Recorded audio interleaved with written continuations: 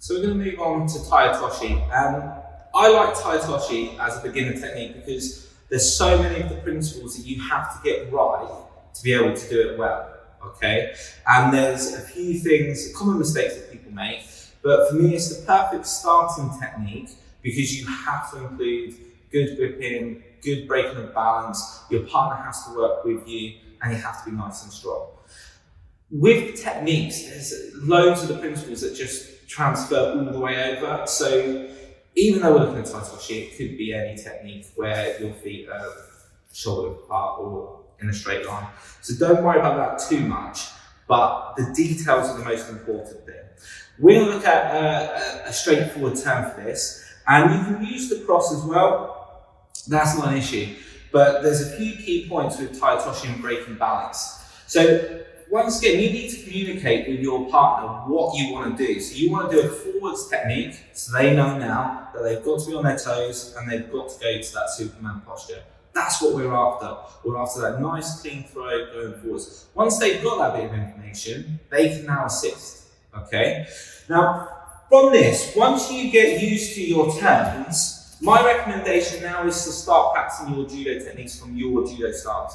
Keep your partner in a square stance whilst you're practicing, but get used to practicing from here, because there's nothing worse than practicing your techniques by stepping back to come in. Because what you're doing is you're giving your partner a cue, it's taking longer. Speed in judo isn't built through just moving fast, it's about efficiency of movement, making the correct movements at the right time.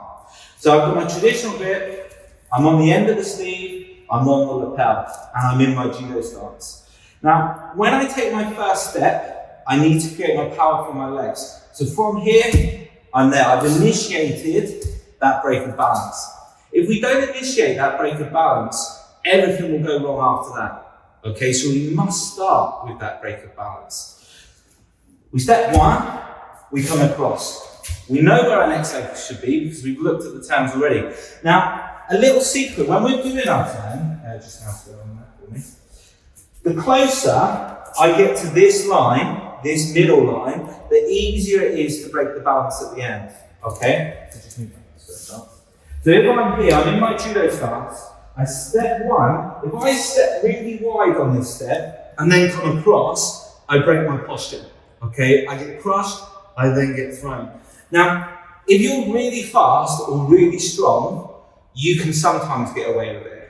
If you're neither of those, it's very rare you'll get away with it. So we need to make sure the technique's right.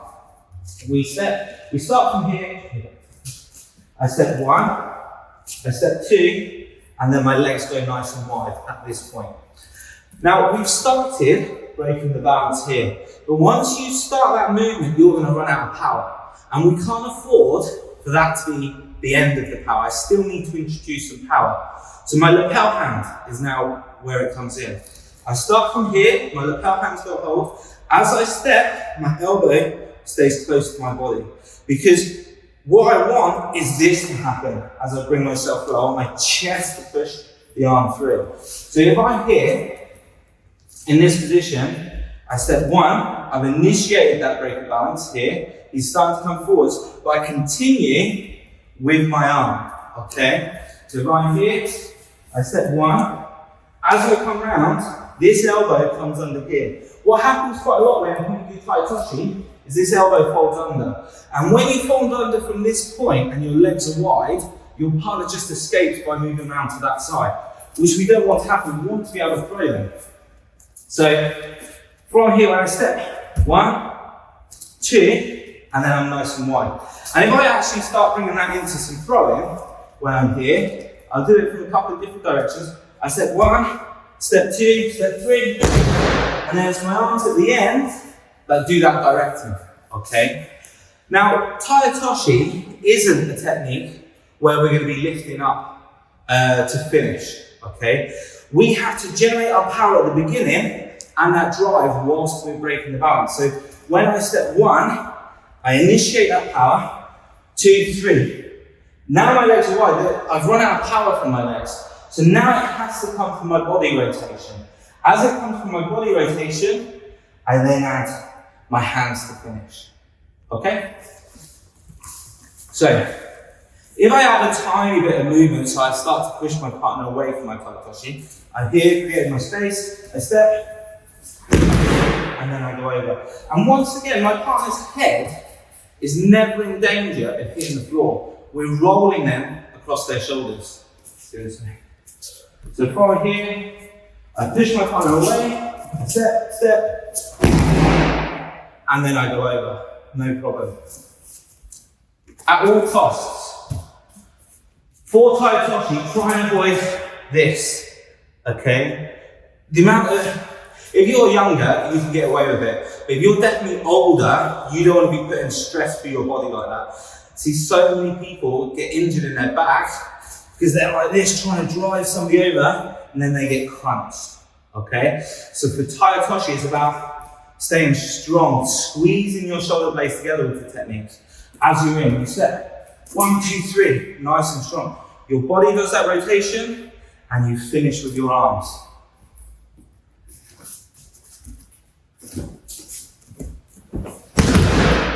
As we go in. Now, if we wanted to add one of our other steps, where partner's moving on to us, we'd be here, partner would come on, I would step and open, and then everything now would come across. So here, step 1, 2, open, step across, and then I'll come over, okay?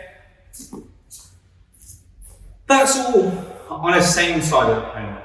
But we know it's slightly different if it's an opposite side of the opponent, okay?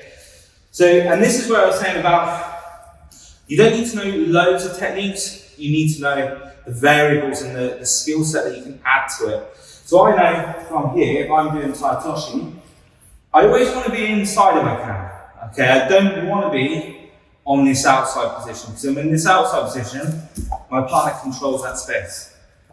I want to be in. I've got my grip, I'm in this position. Now, I can, as I said, step 1, 2, step across my partner, okay? But I can also step 1, 2, across my partner. It's more direct. Now, as you're adding your skills, as you're adding your movement, we can use our hands to create our pressure. So when we're here, we can push, okay, like we did before, push, step 1, step 2, and across. If our partner's coming on, okay, here coming on to us, it's not that easy, okay?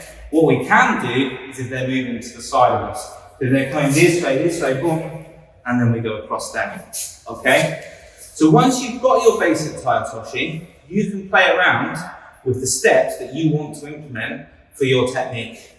But the key points, high on the lapel, no good down here.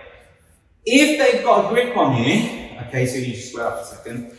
If they've got their hand on, you need to be thinking about trying to throw from this position, okay? So I'm here, step 1, step 2, and I go across. The grip break's exactly the same. The break of balance is exactly the same. No good if they've got their hand on, trying to turn from this position, okay? So there, 1, 2, 3, then we stretch across your chest, and you'll be going the other way. From here, I break that balance. So step 1, step 2, then I go across from my throw. But once again, with this hand, it goes up, but it's supported by your body, okay? That's what we're looking for with our Taio Toshi.